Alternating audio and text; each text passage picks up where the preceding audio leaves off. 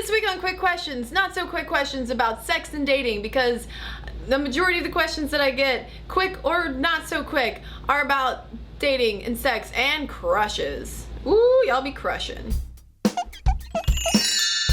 kick things off, I've got questions about not having sex. Elizabeth Alicia writes, although I'm waiting for marriage before I have sex, I'm not waiting for my first kiss on my wedding day. I do have a promise ring, not because I was given it to keep me from having sex. I got it so I would have an outward symbol of my choice. What's your personal opinion of this choice? That's your choice. I'm going to respect your choice to not want to have sex. I talk about sex and promise rings and the concept of virginity on Stuff I've Never Told You, not because I think that everybody should be having sex all of the time, unless you want to be. I think it's important for us to consider this pressure that we might kind of take for granted, this stereotyping that we might take for granted, where all of that comes from. I think the important thing for you is to think about your own comfort levels and your own consent levels, and if there is a cultural hang-up behind all of that, then puzzle out why that is, what's going on. In terms of you just not wanting to have sex, I think that's totally fine. It's always worth it to ask the question, why?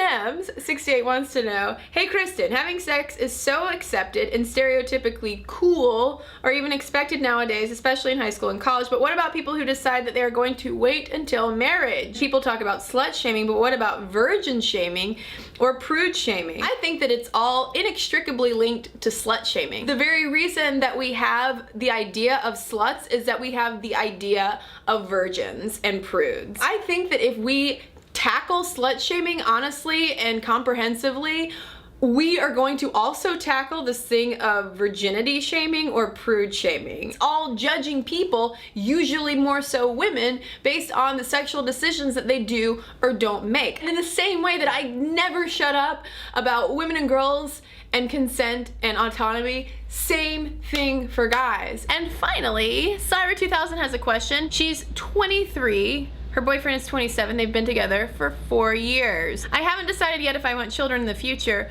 He says he's not interested in marrying me unless I'm willing to have children with him one day. Should I be hurt by this? Is this fair? This is a common thing that breaks up couples who have been together for a long time, because one person really wants kids, the other person really doesn't want kids, and that ultimately does become a deal breaker. Parenting, understandably, is super duper duper important. So super duper important that, like, if you don't want it, if you really don't want that in your life, ugh, and if you really do want that in your life, there's no easy compromise. The only thing though that troubles me a little bit is the whole ultimatum. I would wonder too, am I only as good as my ovaries? If there are other patterns of that in your relationship, then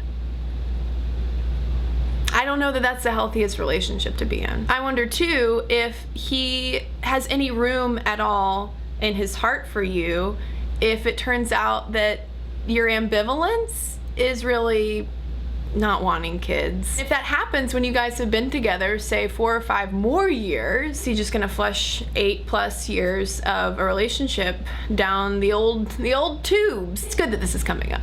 You need to know this. If he wants kids, that's fine. He should be with someone who wants kids though. And if you don't want kids, that's so fine too.